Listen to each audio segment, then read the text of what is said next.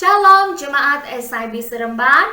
Puji Tuhan kita dapat bertemu lagi di dalam ibadah online kita pada pagi ini. Saya percaya kita rindu untuk menyembah Tuhan, rindu untuk mendengar firman Tuhan.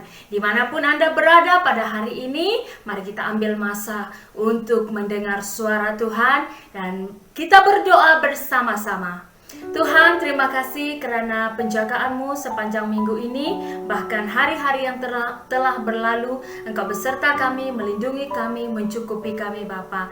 Dan kiranya Tuhan, Engkau menyertai kami di dalam ibadah online kami Tuhan. Kami serahkan setiap anak-anak yang akan melayani-Mu, yang menyampaikan firman Tuhan. Biar kiranya Bapa, Engkau jamah mereka Tuhan Yesus, supaya kami yang mendengar Tuhan diberkati dan iman kami dibangunkan Tuhan. Terima kasih Bapa. Ini doa dan ucapan syukur kami naikkan hanya di dalam nama Tuhan Yesus, kami sudah berdoa. Amin.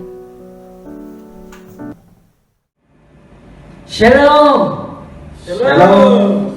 Kita mengucap syukur kepada Tuhan karena kita masih diberi kesempatan untuk kita datang kepada Tuhan, untuk kita sama-sama memuji Tuhan. Amin. Oke, mari pada saat ini kita nyanyikan lagu Jangan Lelah.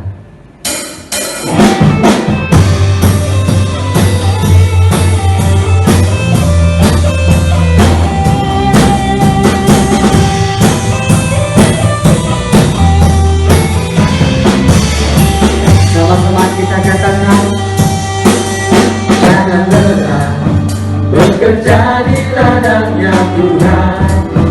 Roh Kudus yang beri kekuatan, yang mengajar dan menopang. Jangan lelah bekerja bersamamu Tuhan, yang selalu mencukupkan segalanya. Rasakan tanda yang berubah, ikutlah tanda yang berubah. Mencari setiap kehidupanmu di atas tetap iman. Rasakan tanda yang berubah, ikutlah tanda yang berubah. Mencari setiap kehidupanmu di atas tetap iman.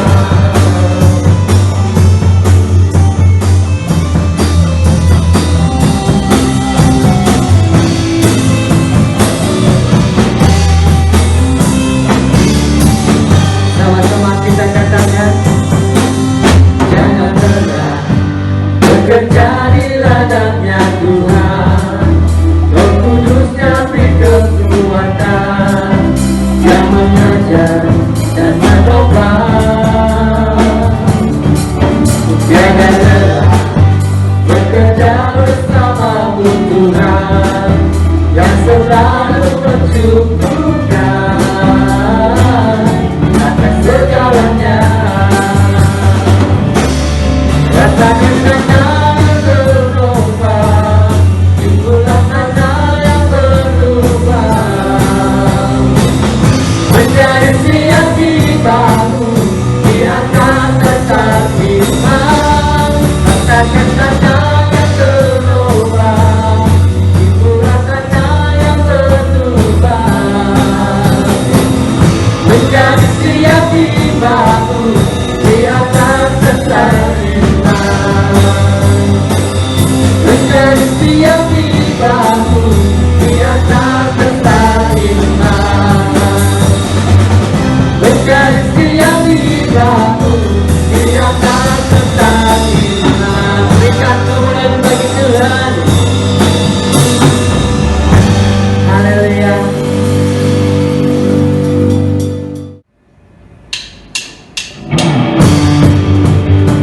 Oke, mari kita sama-sama memuji Tuhan. Kita mengangkat lagu pujian ini. Sukacita ada di rumah Tuhan. Sukacita ada di rumah Tuhan. Sukacita tinggal di rumah Tuhan. Sukacita ada di rumah Tuhan. Kekal ada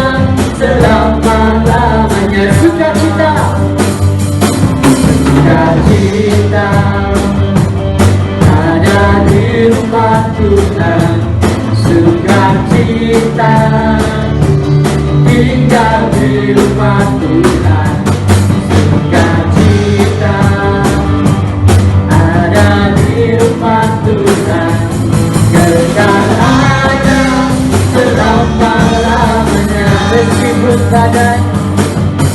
Meskipun badai rintangan, kejalannya melanda, angin ribut dan badai bersama mengharungi.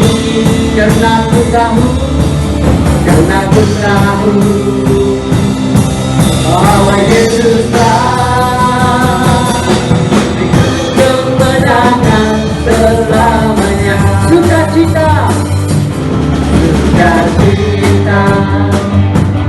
ada di rumah Tuhan, sukacita tinggal di rumah Tuhan, sukacita ada di rumah Tuhan, kekal ada selama-lamanya.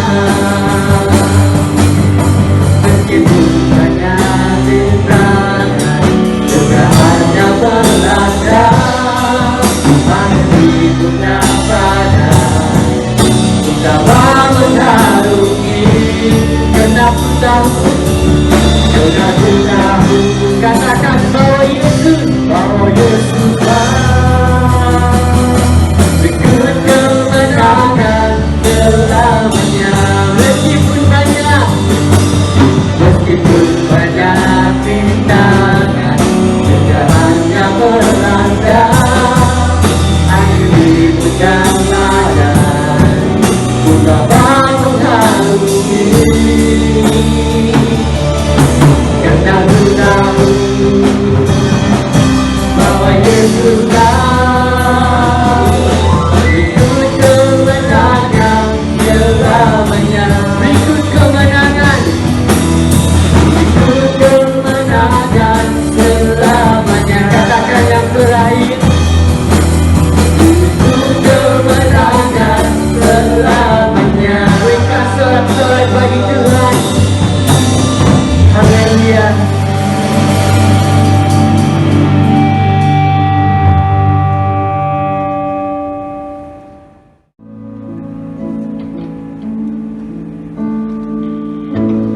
Mari pada saat ini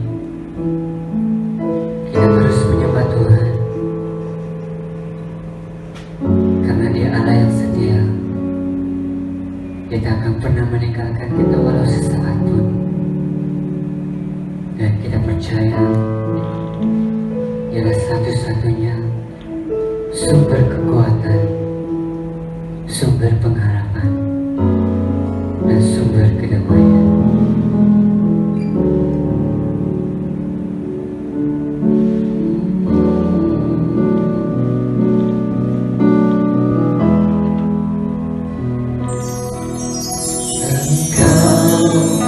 Tuhan yang setia, waktumu selalu yang terbaik. Engkau Tuhan sandaranku, dan ku hanya kan berharap padamu. Satu-satunya yang ku andalkan, satu-satunya yang ku percaya. Engkau sumber kekuatan, sumber pengharapan, sumber kedamaian.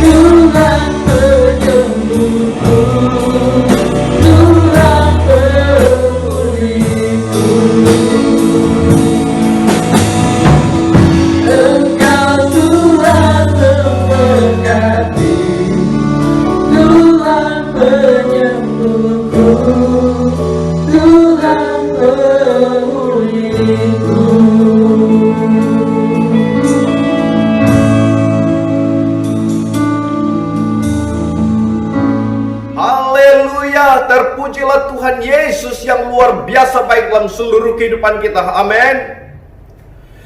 Kita telah memuji Tuhan, menyembah Tuhan, dan sebentar firman Tuhan akan disampaikan.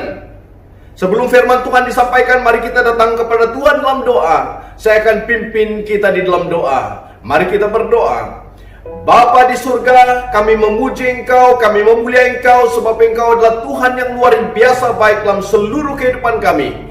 Dan kami ada pada hari ini, walaupun kami masih beribadah secara online dan jemaat Tuhan ada dalam rumah masing-masing, tetapi kami tahu Tuhan bahwa kerinduan kami adalah ingin menyembah Engkau, memuji Engkau, bersekutu dengan Engkau, menikmati hadirat-Mu, dan mengalami secara pribadi hubungan yang sangat intim dengan Engkau, mengalami kasih-Mu, mengalami pengampunan-Mu ya Tuhan Yesus. Dan biarlah kiranya melalui kebenaran firman Tuhan yang sebentar akan disampaikan, Roh Tuhan berbicara dalam seluruh kehidupan kami sebagai jemaat Tuhan yang benar-benar tahu tentang tujuan hidup kami, sebagai anak-anakmu yang engkau kasihi, dan engkau juga melakukan perkara yang besar dan mempersiapkan kami hidup di dalam kehidupan rohani yang benar-benar berkenan di hadapanmu. Terima kasih Bapa, firman Tuhan hamba-Mu serahkan, letakkan di dalam kuasa tangan-Mu. Biarlah kiranya Roh Kudus-Mu berbicara terus melalui kebenaran ini, dan kami akan dikuatkan bersama untuk menyembah Engkau, meninggikan Engkau, memuliakan Engkau, dan bergantung kepadamu. Terima kasih Bapa, di dalam nama Tuhan Yesus Kristus hamba-Mu sudah berdoa. Amin. Saudaraku, kita akan melihat di dalam firman Tuhan dalam Kisah Para Rasul pasal 2 ayat 42 hingga 47 yang berkata demikian. Mereka bertekun dalam pengajaran rasul-rasul dan dalam persekutuan, dan mereka selalu berkumpul untuk memecahkan roti dan berdoa. Maka ketakutanlah mereka semua, sedang rasul-rasul itu mengadakan banyak mukjizat dan tanda-tanda. Dan semua orang yang telah menjadi percaya tetap bersatu, dan segala kepunyaan mereka adalah kepunyaan bersama. Dan selalu ada dari mereka yang menjual harta miliknya, lalu membagi-bagikannya kepada semua orang sesuai dengan keperluan masing-masing. Dengan bertekun dan dengan sehati, mereka berkumpul tiap-tiap hari dalam bait Allah. Mereka memecahkan roti di rumah masing-masing secara bergilir dan makan bersama-sama dengan gembira dan dengan tulus hati, sambil memuji Allah. Dan mereka disukai semua orang, dan tiap-tiap hari Tuhan menambahkan jumlah mereka dengan orang yang diselamatkan. Saudaraku, ini menyatakan tentang situasi jemaat pada mula-mula. Di dalam ayat 42 sampai 47 menerangkan cara hidup jemaat yang mula-mula selepas mereka mengalami kuasa Tuhan melalui Roh Kudus. Dan kita akan belajar melalui bagian firman Tuhan ini tentang ciri gereja yang rohani. Ciri-ciri gereja yang rohani. Saudaraku, menyebut tentang gereja, selalu ingat tentang bangunan gereja. Dan masih ada orang Kristen yang belum mengerti tentang gereja sebenarnya adalah tubuhnya. Tubuhnya yang didiami oleh Roh Kudus, yang menguasai kehidupannya, yang mengubah kehidupannya. Dan juga semua orang yang percaya kepada Tuhan. Apakah cukup sekadar bila kita menyebut bahwa kita adalah orang Kristen? Dari keturunan yang mungkin keturunan ketiga, keempat, dan kelima, dan sebagainya. Maksudnya, ibu, bapak, datuk, nenek sudah Kristen sebelum kita lahir. Saudaraku, hal ini kita perlu tahu.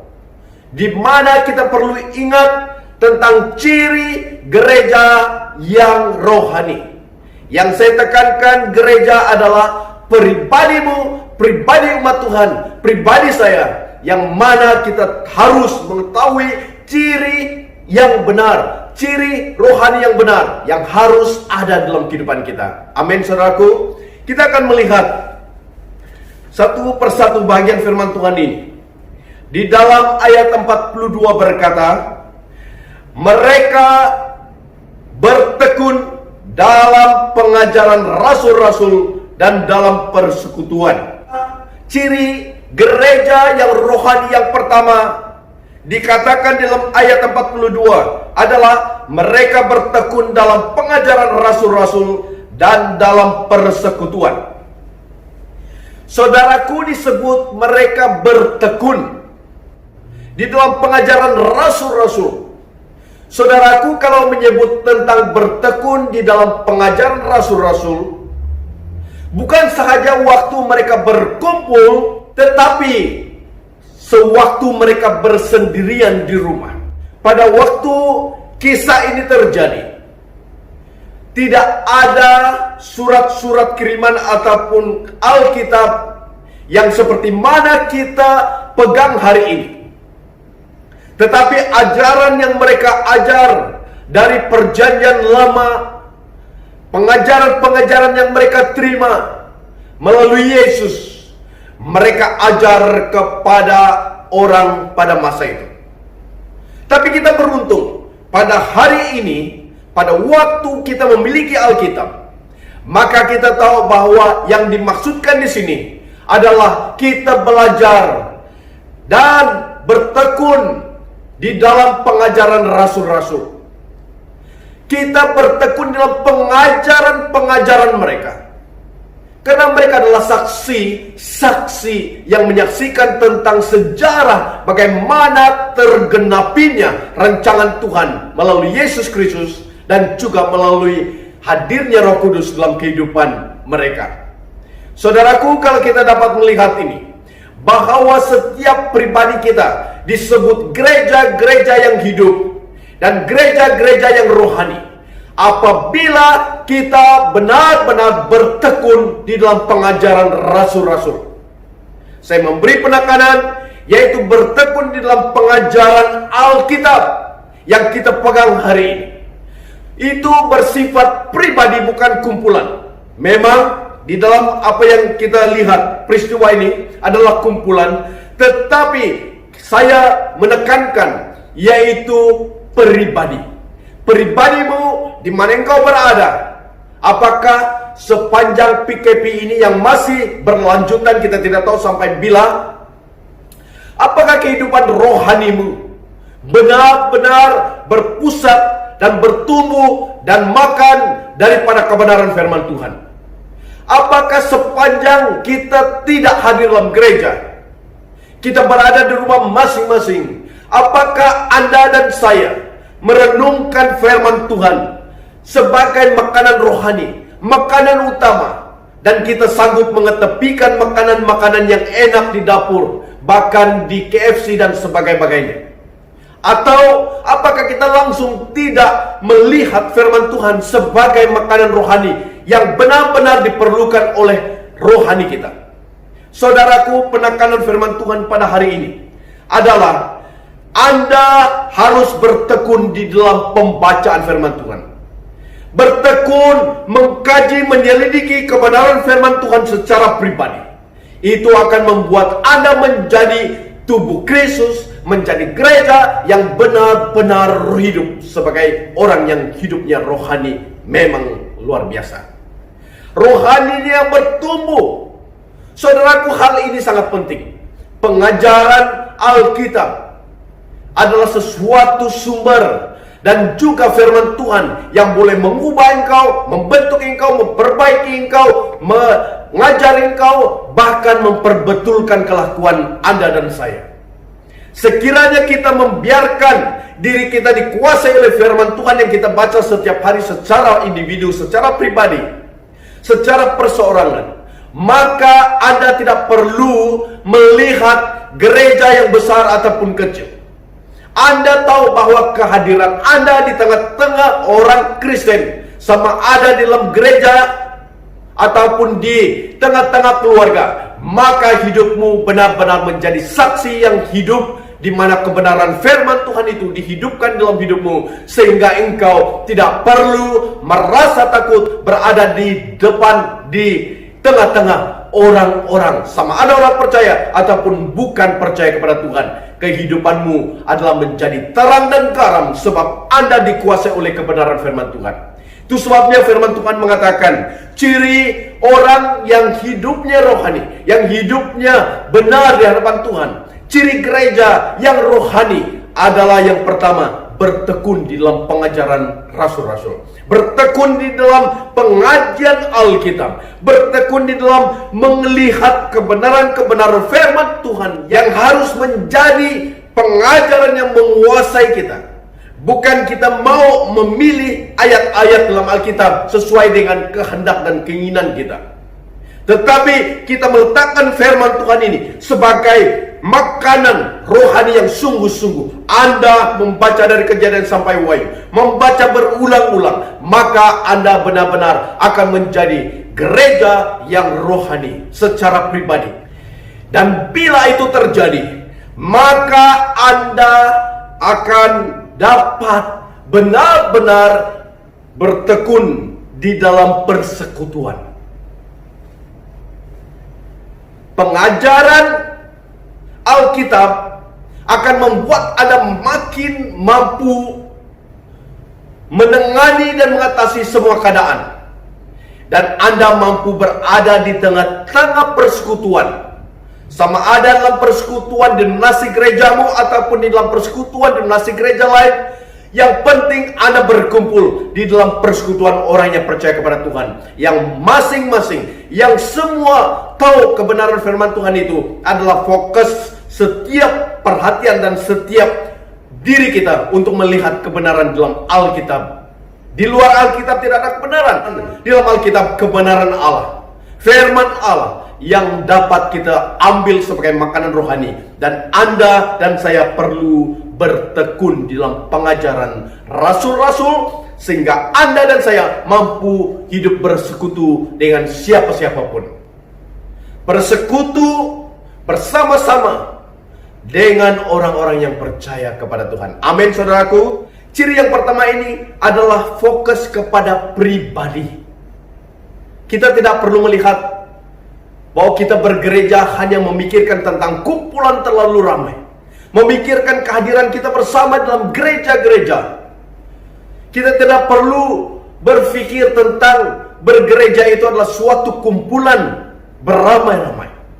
Tapi Anda dan saya harus ingat sekali lagi, Anda secara pribadi harus bertekun di dalam pengajaran Alkitab, membacanya secara pribadi, merenungnya secara pribadi, dan mempraktikkannya secara hidup harian Anda. Maka Anda akan menjadi orang Kristen yang benar-benar hidup secara rohani dan benar di hadapan Tuhan. Amin, saudaraku. Ciri yang kedua adalah bersifat kumpulan, di mana dikatakan dalam ayat ini, mereka selalu berkumpul. Saudaraku, kita memerlukan orang lain. Kita memerlukan orang yang seiman. Kita memerlukan persekutuan dengan orang-orang yang percaya kepada Tuhan, supaya kita makin dikuatkan bersama, saling mendorong antara satu sama lain. Kita tidak boleh menjauhkan diri kita daripada persekutuan, pertemuan dengan orang-orang yang percaya kepada Tuhan. Mungkin kita mempunyai perasaan sepanjang PKP ini, ada yang mempunyai perasaan yang masih berkobar-kobar untuk datang bersekutu, untuk mencari kawan-kawan, untuk bercerita tentang Tuhan. Tapi mungkin ada juga yang rasa bahwa PKP ini telah membuat dia makin pudar cintanya untuk bersekutu dengan umat Tuhan yang lain. Saudaraku, bila kita berusaha untuk memisahkan diri kita daripada kumpulan orang percaya, kita akan menjadi orang yang lambat untuk mengalami pertumbuhan, sebab Anda tidak dapat dibentuk, sebab Anda coba mengelak daripada mengalami krisis-krisis yang mungkin akan terjadi. Saudaraku, firman Tuhan berkata, besi menajamkan besi, manusia menajamkan sesamanya. Berarti persekutuan itu, pertemuan itu, perkumpulan itu sangat perlu untuk menjadikan Anda lebih tajam lagi, menjadikan Anda lebih dilengkapi oleh Tuhan. Sebab Anda akan berhadapan dengan krisis-krisis yang akan berlaku setiap hari di dalam kumpulan-kumpulan yang tidak 100% setuju akan cara berpikir kita, cara bercakap kita. Tetapi dalam hal ini kita harus tahu bahwa itu tidak akan menghalang Anda untuk meletakkan diri Anda selalu ingin berkumpul bersama dengan orang yang percaya kepada Tuhan. Amin, saudaraku. Banyak orang yang terluka hati mereka bila mereka pernah disakiti, bila mereka pernah dilukai, bila pernah mengalami krisis-krisis, dikritik dan sebagainya, mengalami hal-hal yang tidak sehaluan dengan cara berpikir. Sehingga orang-orang ini yang mempunyai pengalaman pahit ini, dilukai ini, berusaha untuk tidak mau berkumpul di dalam kumpulan orang-orang percaya. Sebab dia tidak mau mengalami kesakitan yang sama, dilukai dengan cara yang sama, ataupun lebih teruk daripada pengalaman-pengalaman sebelum. Tapi firman Tuhan berkata, ciri gereja yang rohani, yang bertumbuh dalam Tuhan adalah selalu berkumpul. Berkumpul untuk apa, saudaraku? Untuk memecahkan roti, kata firman Tuhan, dan berdoa bersama. Di dalam hal inilah akan membuat Anda menjadi anggota tubuh Kristus yang saling memperhati antara satu sama lain. Hanya Yesus sebagai kepala gereja, dan Anda dan saya adalah anggota tubuh Kristus. Itu sebabnya tangan tidak boleh berkata kepada kaki, saya lebih penting daripadamu. Ataupun kaki tidak boleh berkata kepada mulut, saya lebih penting daripadamu. Itu sebabnya saya katakan tadi, bila kita berkumpul sebagai orang yang percaya, kita harus tahu bahwa walaupun kita dalam perkumpulan orang percaya, ada hal-hal tertentu yang boleh membuat kita menjadi orang yang tidak sefahaman. Krisis terjadi, dan kita tidak boleh membiarkan iblis berusaha untuk menggagalkan rancangan Allah dalam kehidupan kita. Tetapi kita harus tahu, harus berkumpul, tidak meninggalkan pertemuan-pertemuan biasa yang dilakukan oleh orang-orang Kristen pada zaman dahulu, hari ini, dan sampai selama-lamanya. Sehingga bila kita menjauhkan diri pada pertemuan-pertemuan yang biasa kita jalankan, dalam pertemuan yang sungguh-sungguh sebagai anggota tubuh Kristus, maka akar pahit sebenarnya akan terus timbul dalam kehidupan kita, sebab kita tidak menerima suatu didikan melalui kebenaran firman Tuhan, dan juga kita tidak diasah di dalam membentuk kita menjadi anggota tubuh Kristus yang sungguh kuat. Amin, saudaraku. Pergeseran boleh terjadi. Bahkan lidah kita sendiri boleh tergigit oleh diri kita sendiri. Lidah kita sendiri boleh tergigit. Kita sendiri boleh gigit, bukan sengaja. Kita tidak akan sengaja gigit lidah kita. Kalau ada orang yang sengaja gigit lidahnya sendiri, itu sudah tidak betul.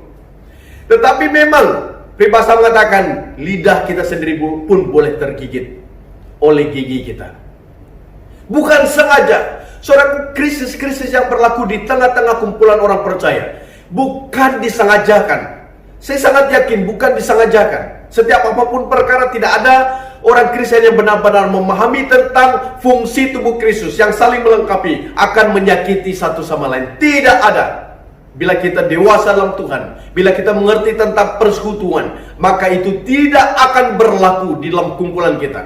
Itu sebabnya ciri yang kedua ini dikatakan di dalam ayat 42b itu mengatakan, dan mereka selalu berkumpul untuk memecahkan roti dan berdoa.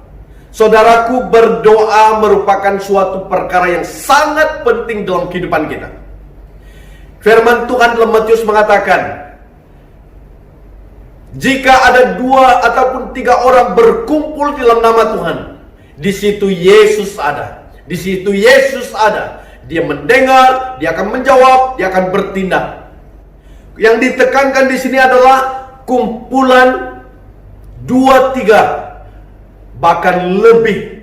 Bayangkan jumlah orang yang percaya kepada Tuhan waktu Petrus berkhotbah. Dikatakan jumlah mereka bertambah kira-kira 3.000 jiwa. Bayangkan 3.000 jiwa ini. Mereka mempunyai pendapat, pandangan sendiri, mempunyai karakter masing-masing, pembawaan diri, cara berkata, tindak dan sebagainya.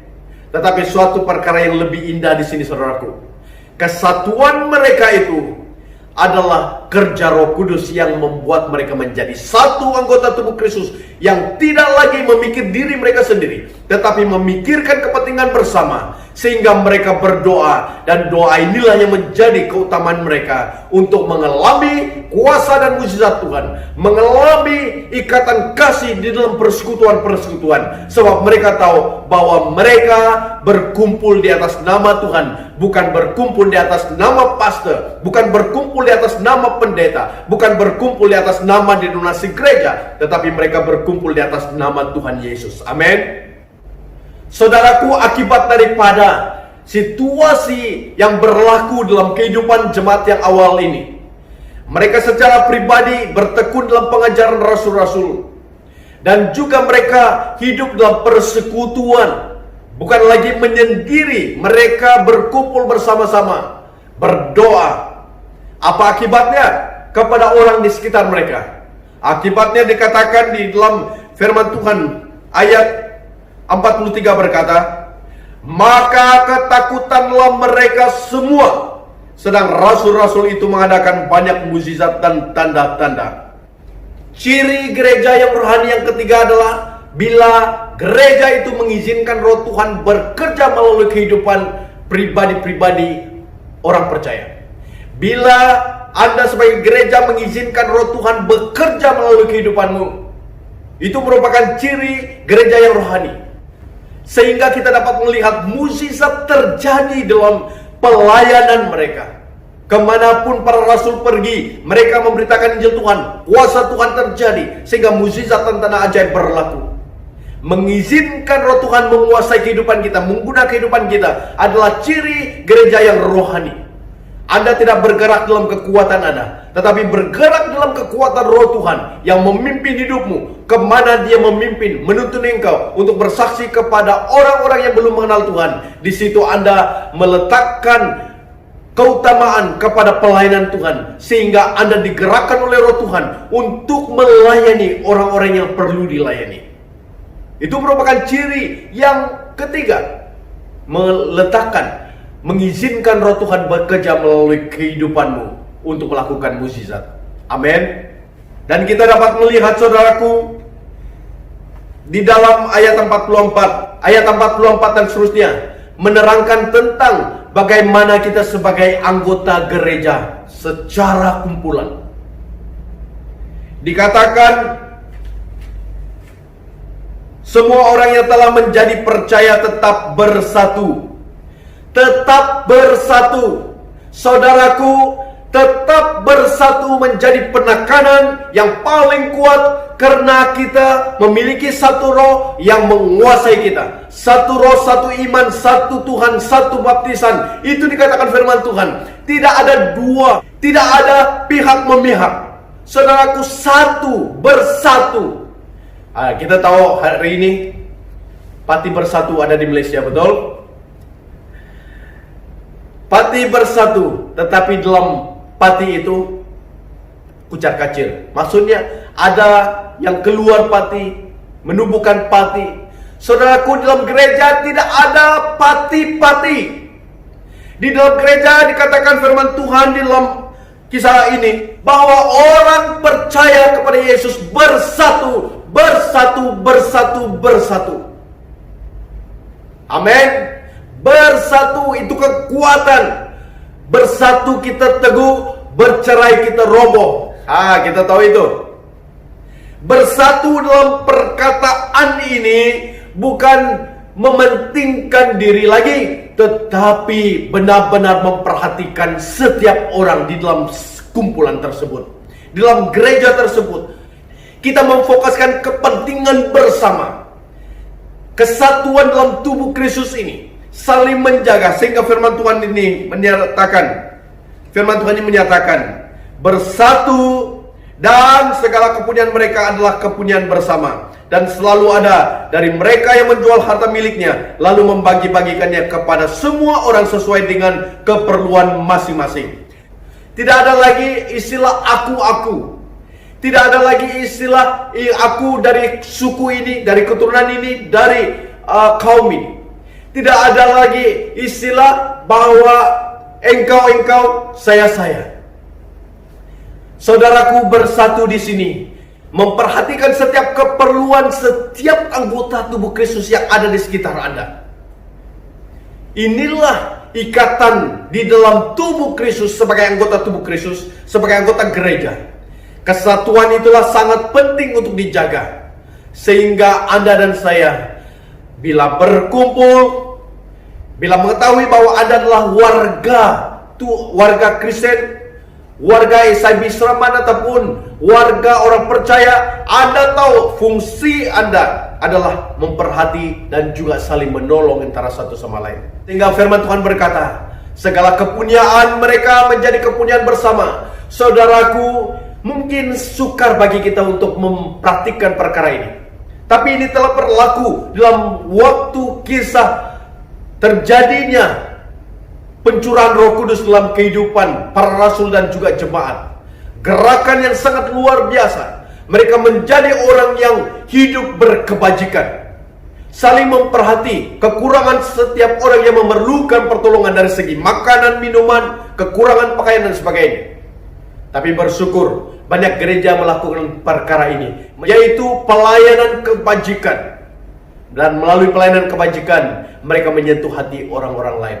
Tapi yang saya tekankan di sini adalah dalam kumpulan kita sebagai anggota tubuh Kristus, sebagai gereja Tuhan, Anda dan saya harus bersatu, memberi pertolongan kepada setiap jemaat yang memerlukan pertolongan. Sehingga ada yang sanggup menjual harta mereka, kata firman Tuhan, karena dia melihat keperluan saudara-saudaranya yang seiman, memerlukan pertolongan dari segi material, dari segi kebendaan, dari segi makanan, keperluan asas manusia, makanan, minuman, dan pakaian. Bila ini terjadi, saudaraku, Tuhan tidak akan berhenti untuk memberkati engkau, sebab engkau tahu tanggung jawabmu, saling menolong antara satu sama lain, saling mencukupi keperluan masing-masing, saling menjaga kepentingan jemaat. Berarti Anda dan saya akan menjadi orang yang terus diberkati oleh Tuhan. Bukan saja dari segi keuangan, harta benda, tetapi kesehatan Anda, sukacita yang mengalir dalam seluruh kehidupanmu, damai sejahtera Tuhan akan dilimpahkan dalam kehidupanmu. Sebab Anda benar-benar memperhatikan orang yang sangat-sangat memerlukan. Saya menyaksikan beberapa video di dalam YouTube, dikatakan tebarkan kebaikan. Tebarkan kebaikan. Orang ini dia pergi ke beberapa tempat, dan bila ada orang yang sungguh-sungguh susah, dia membantu. Saya secara pribadi tersentuh hati bila melihat perkara ini, tebarkan kebaikan. Saudaraku, banyak orang hari-hari ini memerlukan pertolongan Anda dan saya. Anda hanya perlu tebarkan kebaikan, taburkan kebaikan, lakukan kebaikan. Tetapi kebaikan yang kita lakukan itu bukan karena kita baik, bukan karena kita lebih mampu dan lebih berkelimpahan, tetapi kebaikan yang kita taburkan itu adalah balasan kebaikan Tuhan kepada kita yang telah memberkati kita. Bila kita tahu Tuhan telah memberkati hidup kita, bukan karena kita sendiri berusaha. Ya, memang kita berusaha, tetapi kita berusaha dan Tuhan memberkati segala usaha-usaha kita. Maka berkat-berkat itulah yang kita perlu untuk kongsi bersama, bahkan memberkati orang-orang lain. Tuhan tidak menjadikan engkau kaya, Tuhan tidak menjadikan engkau berkelimpahan untuk dirimu sendiri, tetapi Tuhan membuat engkau berkemampuan dan berkelimpahan untuk memberkati sesama. Amin. Dan itu yang terjadi dalam jemaat yang pertama, dan itu merupakan ciri gereja yang rohani. Dikatakan dalam ayat 46 berkata, dengan bertekun dan dengan sehati mereka berkumpul tiap-tiap hari dalam bait Allah. Dengan bertekun dan sehati mereka berkumpul tiap-tiap hari. Berarti kerinduan bersama untuk mengalami hadirat Tuhan itu tiap-tiap hari, bukan selang-selang hari, bukan satu minggu sekali, tapi tiap-tiap hari berkumpul di bait Allah. Saudaraku, sekali lagi saya sebut, kita tidak ada masa untuk berkumpul dalam gereja seperti biasanya, tetapi yang ditekankan di sini, bila Anda memiliki suatu kehidupan pribadi yang benar-benar bergantung kepada pengajaran Alkitab, dan Anda berdoa di dalam persekutuanmu dengan Tuhan secara intim, maka Anda akan menjadi orang yang setiap hari benar-benar merindukan hadiratnya. Bukan secara fisikal kita berkumpul bersama-sama setiap hari, tetapi dikatakan tiap-tiap hari mereka berkumpul di bait Allah. Dan mereka merasa bahwa di bait Allah mereka mengalami Tuhan sendiri. Saudaraku, Allah di dalam kehidupanmu, Roh Tuhan ada dalam kehidupanmu, Roh Tuhan Yesus Kristus ada dalam kehidupanmu. Saudaraku, Tuhan ada dalam kehidupanmu, Roh Tuhan ada dalam kehidupanmu. Di mana engkau berada, setiap hari engkau harus datang sujud kepada Dia. Tiap-tiap hari, kata firman Tuhan. Dan juga dikatakan, mereka memecahkan roti di rumah masing-masing secara bergilir dan makan bersama-sama dengan gembira dan dengan tulus hati sambil memuji Allah. Dan mereka disukai semua orang, dan tiap-tiap hari Tuhan menambahkan jumlah mereka dengan orang yang diselamatkan. Saudaraku, kita dapat menyaksikan mereka bergilir-gilir membuka rumah mereka untuk tujuan persekutuan, untuk tujuan fellowship, untuk tujuan saling mendorong antara satu sama lain. Dan hal ini terjadi sehingga mereka dapat makan, kata firman Tuhan. Mereka dapat makan bersama-sama dengan apa?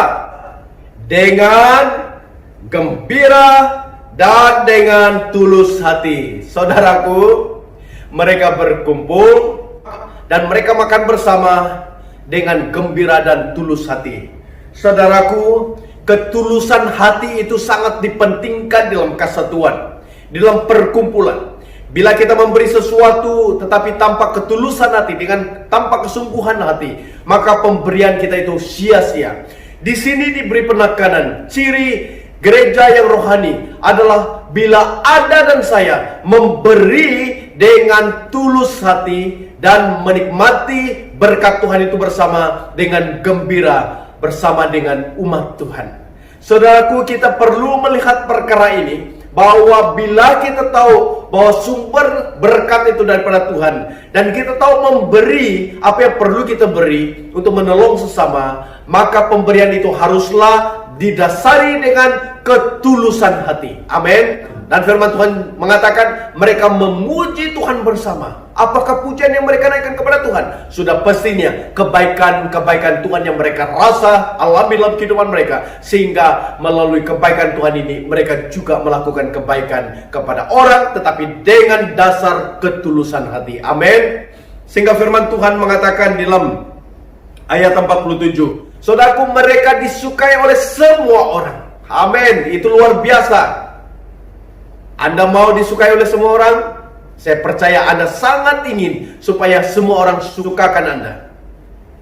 Tapi mustahil, saudaraku. Mustahil itu terjadi. Mustahil 100% orang suka, semua orang suka kita. Tapi suatu perkara, bila kebenaran firman Tuhan itu yang menguasai kehidupanmu, orang nampak sikap cara hidupmu, maka orang akan tertarik dan suka akan engkau atas pekerjaan Tuhan yang luar biasa dalam kehidupanmu. Haleluya, saudaraku. Dan firman Tuhan berkata, semua orang menyukai orang percaya pada masa itu. Mereka disukai semua orang. Anda akan menjadi orang yang disukai oleh orang-orang lain yang nampak kehidupan Anda benar-benar adalah contoh terbaik dalam kehidupan ini. Amin. Dan yang terakhir, ayat 47 C mengatakan, dan tiap-tiap hari Tuhan menambahkan jumlah mereka dengan orang yang diselamatkan. Saudaraku, dikatakan tiap-tiap hari Tuhan menambahkan jumlah orang. Saudaraku, kita sangat rindu agar di dalam gereja kita banyak orang, setiap minggu bertambah-tambah. Memang itu kerinduan setiap gereja, supaya setiap tahun pertumbuhan jumlah itu akan nampak. Memang firman Tuhan mengatakan tiap-tiap hari Tuhan menambahkan jumlah mereka, jumlah orang percaya dengan orang yang diselamatkan. Saudaraku, jika kita ingin gereja kita bertambah secara jumlah, kita tidak boleh berpeluk tubuh di dalam bangunan gereja. Kita tidak boleh duduk diam di dalam rumah kita. Kita tidak boleh berdoa di tempat kita masing-masing meminta Tuhan untuk mengantar sebanyak mungkin orang di dalam gereja kita. Itu tidak akan terjadi. Tetapi suatu perkara yang pasti, ciri gereja yang rohani adalah bila gereja itu, setiap individu benar-benar berusaha dan menjadi penginjil yang aktif. Anda akan dipakai Tuhan bila Anda rindu untuk menginjili orang lain, bersaksi kepada mereka tentang Tuhan Yesus. Karena firman Tuhan berkata, bagaimana mereka percaya kepada Tuhan kalau tidak ada orang yang memberitakan tentang Tuhan. Saudaraku, hanya Anda dan saya diperlukan untuk menambahkan jumlah ini. Anda diperlukan untuk bersaksi tentang Yesus. Bila Anda sudah bersaksi kepada orang-orang, kepada jiran tetangga, kepada kawan-kawan, kepada keluarga, kepada masyarakat tentang Tuhan Yesus, maka Tuhan akan menggerakkan hidup mereka. Benih Injil itu akan bertumbuh dalam kehidupan mereka. Dan suatu masa yang diizinkan Tuhan, yang dibenarkan Tuhan, waktu Tuhan sendiri mengubah mereka, bahkan membentuk mereka, meletakkan kerinduan dalam kehidupan mereka untuk percaya kepada Tuhan, mencari gereja. Akhirnya mereka datang dalam kumpulan-kumpulan Kristen. Amin, saudaraku. Biarlah kiranya hidupmu menjadi penginjil yang luar biasa, bersaksi tentang Tuhan Yesus. Dan Tuhan berkata, tiap-tiap hari Tuhan menambahkan jumlah dengan orang yang diselamatkan. Tanggung jawab saudara dan saya hari ini adalah, bila Anda tahu bahwa ciri gereja yang rohani adalah yang pertama, yaitu pengalaman pribadi kita dengan Tuhan melalui pengajaran yang kita dengar melalui firman Tuhan. Secara pribadi kita bertumbuh melalui pengajaran Alkitab. Kita membaca, kita merenung, kita melakukannya setiap hari kita secara pribadi. Maka kita akan menjadi gereja yang rohani dan sehat. Yang kedua, yaitu kita selalu berkumpul. Ini menyatakan tentang kumpulan. Suatu kumpulan. Kita tidak boleh bersendirian. Kita harus berada dalam suatu kumpulan. Dan yang ketiga, kita harus mengizinkan Roh Tuhan bekerja melalui kehidupan kita sehingga mukjizat terjadi. Yang keempat, yaitu kita menjadi anggota tubuh Kristus sebagai jemaat dalam suatu keluarga yang besar. Kita tetap bersatu, bagi apa yang kita miliki untuk orang yang di dalam kekurangan.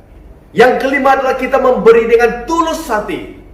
Dan yang keenam, ciri gereja yang rohani adalah gereja itu bersaksi tentang Tuhan Yesus. Gereja itu hidup di dalam penginjilan, di dalam misi, bergerak dalam misi, dalam penginjilan, menjangkau orang-orang bagi Tuhan. Dan hal ini akan terjadi. Dan Anda dan saya tidak akan melihat perkara yang sama lagi sepanjang tahun, tetapi suatu pertumbuhan yang luar biasa di dalam tubuh Kristus. Dan Anda dan saya dipakai Tuhan untuk tujuan itu. Dan itu, serah hidupmu kepada Tuhan dengan merenung firman Tuhan setiap masa, dan juga berkumpul sesama, saling menolong antara satu sama lain, meminta Roh Kudus bekerja melalui kehidupanmu untuk melakukan mukjizat-mukjizat, menjadi alat di tangan Tuhan. Dan Anda memberi melalui berkat yang Tuhan beri dengan tulus ikhlas kepada sesiapapun yang memerlukan pertolongan. Dan Anda terus bersaksi tentang Yesus kepada mereka. Maka gereja itu akan menjadi gereja yang benar-benar rohani, bertumbuh di dalam kerohanian yang sangat mantap, dewasa, matang. Dan Anda dan saya akan dapat memuji Tuhan bersama di atas perbuatan dan kebesaran Tuhan yang menggunakan kehidupanmu. Amin. Dan itu, mari kita datang kepada Tuhan dalam doa. Saya akan pimpin kita di dalam doa. Bapa di surga, terima kasih di atas kebenaran firman Tuhan yang telah kami dengar tentang ciri gereja yang rohani. Bapa, biarlah kiranya kami sendiri secara pribadi merenungkan firman Tuhan, melakukan firman Tuhan. Biarlah kiranya kerinduan kami untuk bertekun dalam persekutuan bersama. Dan biarlah kiranya kami juga membiarkan Roh Kudus berbicara mengguna kehidupan kami, memimpin, menuntun kami, sehingga kami dipakai Tuhan dengan luar biasa. Dan biarlah kiranya kami juga menjadi suatu anggota tubuh Kristus yang diikat dalam kasih-Mu. Dan kami saling memberi dengan tulus hati, dengan ikhlas, dengan hati yang sungguh-sungguh memberi. Oh Bapa di surga, biarlah kiranya Tuhan kami tidak lupa untuk menginjil, sehingga bila kami bertindak menginjil, kami dapat melihat pertumbuhan gereja itu benar-benar akan bertumbuh dalam masa Tuhan, dalam rancangan Tuhan, dalam kehendak Tuhan. Terima kasih Bapa. Dan biarlah kiranya seluruh jemaat Tuhan di dalam gereja ini akan benar-benar mengalami Tuhan secara pribadi. Dan kami tidak akan menjadi sama lagi, tetapi benar-benar diubah oleh Tuhan, dibentuk oleh Tuhan, dan kami bergerak ke arah jalan Tuhan yang benar dalam kehidupan ini. Berkati seluruh jemaat Tuhan dalam berkat yang luar biasa. Terima kasih Bapa. Dan biarlah kiranya damai sejahtera Allah Bapa di surga, kekuatan Yesus Kristus, dan penyertaan Roh Kudus menyertai hidup kita dari sekarang sampai selama-lamanya. Tuhan Yesus memberkati. Dalam nama Tuhan, hamba-Mu sudah berdoa. Amin.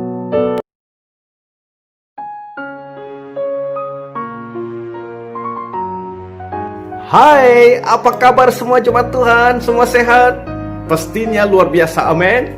Lama sudah kita tidak bersama dalam ibadah fisikal, tapi saya ingin mengumumkan suatu pengumuman resmi dari majelis gereja bahwa kita akan memulai ibadah kita, akan membuka gereja kita pada 1 hari bulan 11 2020, 1 November 2020. Sudah pastinya merupakan suatu berita sukacita, amin, yang kita nanti-nantikan. Tetapi kita harus ingat bahwa satu perkara yang sangat penting dalam norma baru ini, yaitu SOP yang telah ditetapkan seperti ini.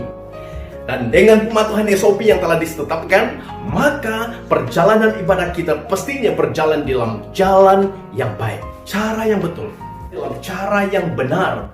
Dari masa ke masa kita akan memantau keadaan. Sekiranya kes bertambah, maka kita akan menunda kepada suatu tarikh yang akan ditetapkan. Kamu saudara, di mana lokasi gereja kita? Lokasi gereja kita tertera di alamat ini, dan inilah gereja kita, dan inilah bangunan kita. Apakah Anda tidak teruja dengan pengumuman ini? Saya pasti semua kita teruja, semua kita ternanti-nanti untuk bersama-sama beribadah di dalam rumah Tuhan. Apapun saudaraku, kita harus mematuhi SOP. Jangan lupa berdoa. Jangan lupa berdoa untuk keselamatan setiap pribadi kita. Jangan lupa untuk berdoa, minta perlindungan Tuhan untuk menjaga kita. Jangan lupa untuk berdoa untuk negara kita. Jangan lupa untuk berdoa untuk situasi sekarang ini. Jangan lupa untuk berdoa agar keadaan makin pulih. Dan saya yakin bahwa kuasa Tuhan boleh bekerja dalam kehidupan kita setiap masa. Dan saya pasti Anda sangat bergembira karena pengumuman ini. Tetapi ingat bahwa sesuatu perkara yang perlu kita patuhi adalah mengikuti SOP yang telah ditetapkan oleh kerajaan kita, oleh KKM, dan juga oleh gereja, yang mana kita harus patuhinya.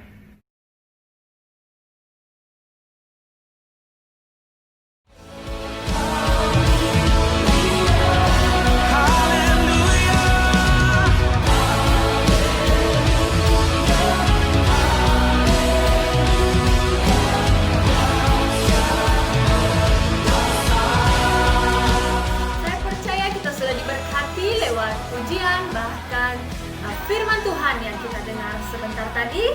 Dan sebagai penutup, mari kita berdoa sekali lagi menyerahkan hari-hari yang akan datang ini. Mari kita berdoa bersama-sama. Tuhan, terima kasih untuk firman-Mu yang telah meneguhkan kami pada hari ini. Kiranya Bapa, firman-Mu tertanam di dalam hati kami, bertumbuh dan menghasilkan buah yang baik. Dan kiranya Tuhan, kami mau menyerahkan seluruh hari yang akan mendatang ini ke dalam tangan-Mu Tuhan. Pekerjaan kami, apapun aktiviti kami Tuhan, kami serahkan ke dalam tangan-Mu. Daripada anak-anak kecil sehingga kami yang dewasa, Engkau melindungi langkah kaki kami Tuhan. Lindungi kami Tuhan dari apa juga bahaya, virus-virus Tuhan. Bungkus kami dengan kuasa darah-Mu, dan kiranya nama-Mu dipermuliakan Tuhan Yesus. Terima kasih Bapa. Di dalam nama Tuhan Yesus kami sudah berdoa dan mengucap syukur. Amin.